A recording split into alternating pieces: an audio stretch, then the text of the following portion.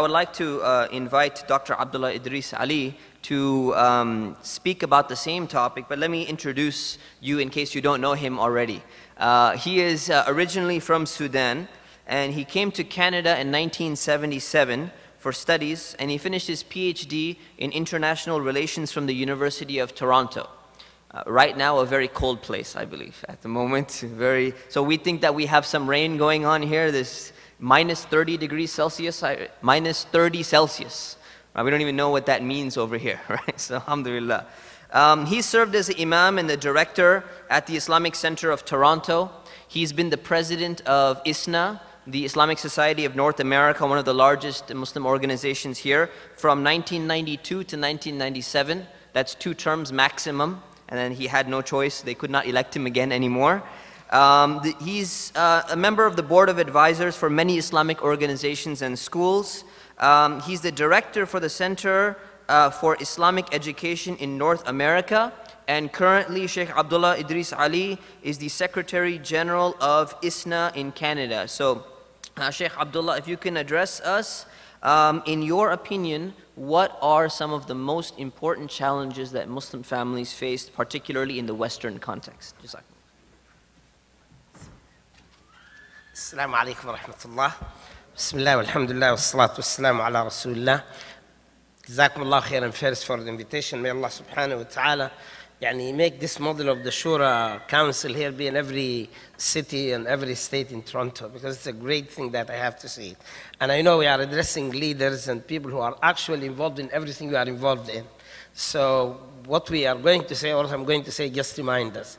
I'm very fond of putting points forms, especially when I'm given a short time for a big topic. Let me tell you what I do.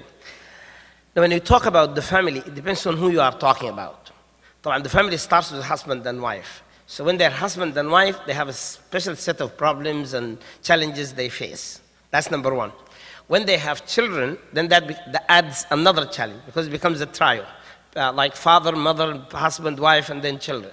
When you have in-laws living around you or with you, then that's another thing, because this is call it the umbrella now. You have parents from the father's side, parents from the mother's side. The thing becomes a little complicated for that. And then, of course, we have other relatives, like relations that extend in extended families. So each one of these has a set of problems that develop with them. Now, the basis of it, alhamdulillah, I've been dealing with families for a long time. Just now, it's very interesting. I arrived here on Thursday evening. Now, Saturday morning, first call came from me, from a sister. And look at the scenario. She was crying over the phone, calling from Toronto. Sometimes I don't like to take my cell phone because it goes with me everywhere. And now she says the following. Just listen to this very carefully.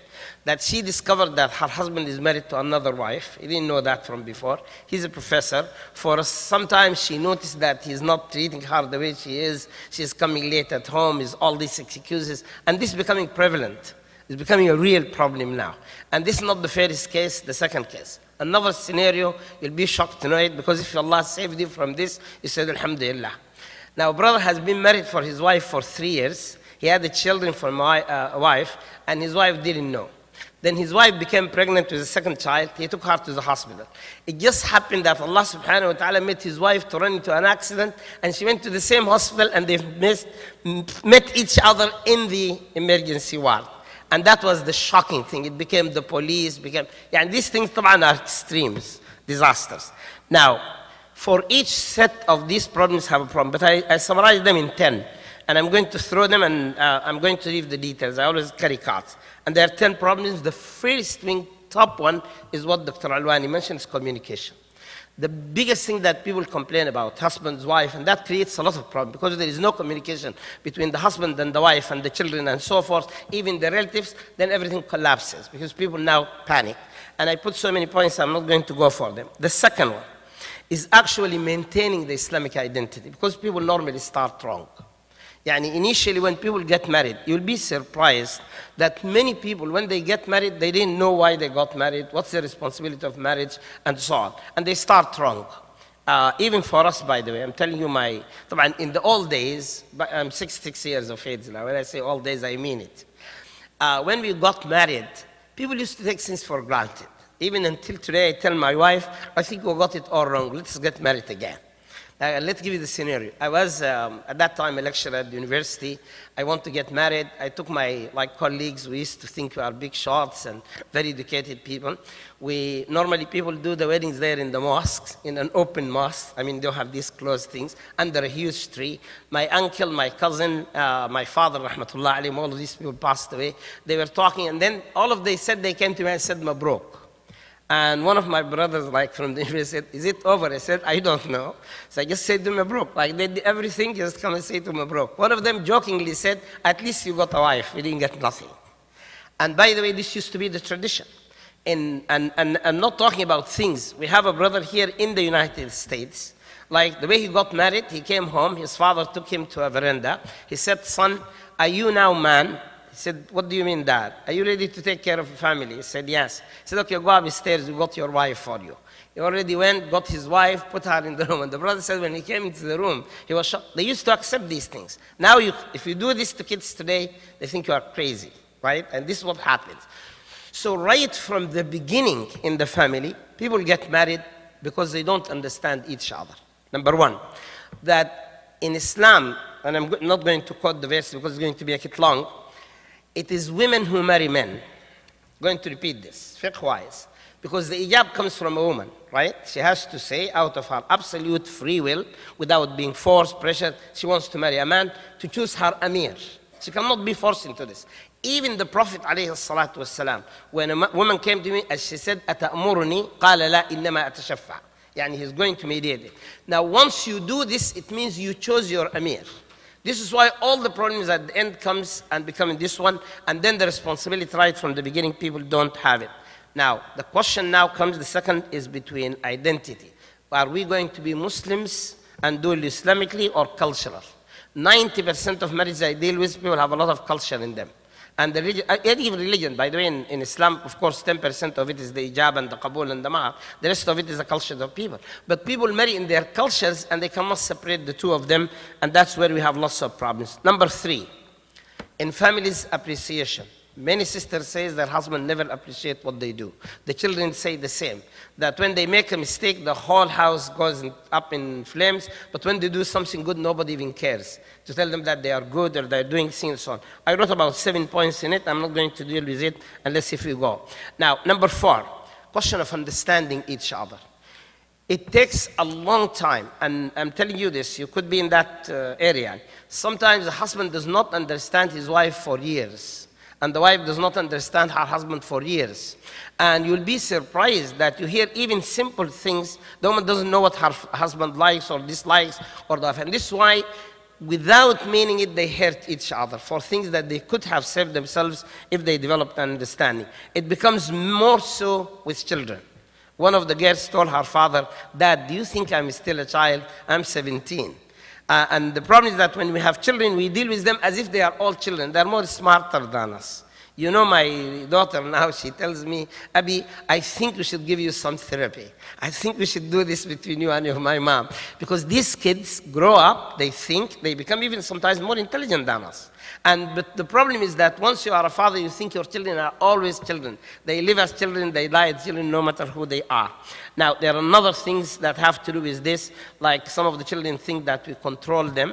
We control their future, what they want to marry, who they want to marry, what they want to study, what they don't have this. And that's one of the biggest problems that we have with our children. Number 5, time. And by the way, especially dua, I say Dr. Muzammil, Dr. Umar, and we're busy. Sometimes we're busy from our families. And this is one of the problems that we really have to work with. And some people work 3 jobs, they forget the families. Some people are engaged in da'wah and they forget their homes. And this is why we try to maintain a very careful balance. I had a son who told his father, Dad, I think I need to make an appointment to see you. That far. Yani, he's too busy for him. And one of the poets by Ahmed Shawqi had this beautiful, you know, what you call the qasida, or the poem about the teacher. In some of it, he said some words that are very significant. He said, ليس اليتيم من انتهى أبواه من هم الحياة وخلفاه ذليلا. إن اليتيم هو الذي تلقى له أما تخلت أو أبا مشغولا. Yani he said the true orphan is not a person who loses his mom and dad. The Prophet ﷺ was brought this way as an orphan. He said the true orphan is that he is the one whose mother gave up on him and his father is too busy to care for him. And many of the problems we have that had to do with communication, with all of this, is because children do not have the proper time and the proper discussion with their parents. Now, respect. Sisters complain a lot about it. Yeah, we respect everyone except our wives or husbands or children. Sometimes even we don't respect our own children. And they really, this too good to them, but not too good to the children. There's so many points. I said 1, 2, 3, 4, 5, 6, 7. I will leave it. And I'm rushing with the time, by the way. Now, number 7, I wrote panic. Now, let me explain this to you. Allah subhanahu wa ta'ala in the Quran says, وَإِذَا جَاءَهُمْ أَمْرٌ مِنَ الْأَمْنِ أَوِ الْخَوْفِ أَذَاعُوا بِهِ. Normally, when we are confronted with a problem, we panic. Allah said that this will happen, whether it's good or bad. He said, وَلَرُدُّوهُ إِلَى الرَّسُولِ وَإِلَى أُولِي الْأَمْرِ مِنْهُمْ لَعَلِمَهُ الَّذِينَ يَسْتَنبِطُونَهُ مِنْهُمْ. That when we confront an issue, many persons get stuck. I'm telling you, I have been dealing with people who are very smart, professors, people high, and people, professionals and so on. When they confront a small problem, you don't know what happens to them. They panic, they mess up their families and their children and so on, especially if children go wrong. You know when you discover something about your child. And actually what Dr. Zainab said, all the stories in the Quran, these are children of prophets. Adam's son murdered his brother. Nuh did his father. Like all these things, Yaqub alayhi salam. Imagine one of the scenarios in the Quran. When I read this, I really am getting puzzled and I run with it. This is why I used to be a principal of school for 17 years. On my back, there is a big banner that says, the least child can come with the most unexpected act. I repeat it. The least expected. And you think your child is an angel? Children are children. I mean, the children of Yaqub conspired to kill their brother out of jealousy. They couldn't murder him, they put him in a well. They came and lied to their father. They faked the blood. Not only this, even when they faced Yusuf, he didn't know them, he knew them. You know what did they say when he made this instance of stealing the major and so on? قالوا يسرق. Look at this scenario. فقد سرق أخ له من قبل. Imagine, for those of you who don't, I'm speaking fast to catch the time. Yusuf alayhi salam, after his brother did what they did and he was sold in Egypt and then he became like the minister there, they came but they didn't know him. And then he wanted to keep his brother, Binyamin. So what he did, he put the major in him so they said if he stole, which means Binyamin, فَقَدْ سَرَقَ, meaning Yusuf is a thief. Imagine somebody says this in your face. You know how painful it is? These are children of prophets who did this. And this is why one time we had an incident. Quickly, I'm going to throw it to you. Yeah, no, you know you're going to do this. And I'm in 7, so I have 3. This is why I didn't go into the details. I just gave the headlines. Now, we had the brother who bought a brand new car. Brought it in the parking lot. Then he came running to me, screaming, cursing. Somebody scratched, brand new from the lot to the school. And somebody scratched it. And it took us days to find out. And we were shocked, not because we found it, because nobody thought. Even his father, by the way, fainted when I told him this is your brother. And these are brilliant kids. Actually, this very child now is a professor, short professor of medicine. He was in grade 2 or 3 when this happened. And until today, his father, he very amazed me. He says, Abdullah, I couldn't believe it, my son could have done it. I said, well, Yaqub, his children did it. So that's what parents come. Now, number 8, quickly. Absence of parents. And I don't mean the first one that they're too busy. I don't know whether you have this in America, but I do expect it. In Toronto now, it became a big problem. We have thousands of families who bring their families here and then they go back to work in the Gulf states. Because they want to get immigration, they want to do this, they want to put them in schools and so on. And you don't know how many problems we have with these kids. Because these parents think it's the most important to work and get the money for them, and they put the burden, a huge burden on the mother, and the mother suffers with these kids, and now we have all this around them. The media, the social media, the internet, the what is called the peers and Sweet 16. We have seen things, and these mothers panic Some of them actually end up in hospitals, in psychiatric hospitals, because these parents are not there for their children to be there, inshallah. Now, before I get the second note, 10, the issue of finance. You know, between husband and wife, how many marriages were broken because of money, especially if the wife works and the mother works. And it raises serious issues, by the way. And I'm going to tell you this. Do not mix what you have with your father, because there are issues of inheritance, there are issues of kidda. Things even have to be separated. And people come into the fight over the house, and the woman says, I put 30%. The man says, if one of them dies, you don't know where it goes. I say divide it, know exactly, because if a husband dies, he inherits part of his wife. And if a wife dies, and so on. And these things are really becoming serious issues in it. People are unemployment, the panic, the pressures. In Canada also, there is something very bad. They give welfare to a lot of people, right? And some people think they can take welfare, they don't have to work. And they go and do crazy things. They divorce their wives legally so that each one of them get it. And Allah punishes them by messing up their life. And not only this, because they get this welfare and they think they don't. So they are sitting home all day, playing cards, putting too much pressure. One wife actually told me, I hated my husband. He sits there, collects welfare, and he's going to stay home, and they are idle in that. I don't know, I hope you don't have that problem. Time. You leave the rest for the question and answer? Time. The last, that's what I said to you. I put things for husband and wife, and I said, take a template. Ask yourself the following questions. And I put 10 of them, and I'm going to reduce them for them. One, do you have confidence in yourself? Do you trust your husband? Do you have open communication with him? Are you transparent? Do you know everything? My wife actually says to everybody that she has me in her pocket. She knows everything about me, my bank account, my passwords. Actually, I can call my wife right now. She can read to me my emails, right? And transparency, respect, tolerance, because this is one of the issues that people complain about. I made a mistake, everybody, even the wives and so on. And then finally, I call it consideration. What I mean by this, I'm going to conclude on it, is that my wife knows all my weaknesses. I can't hide it from her. And I know all her weaknesses.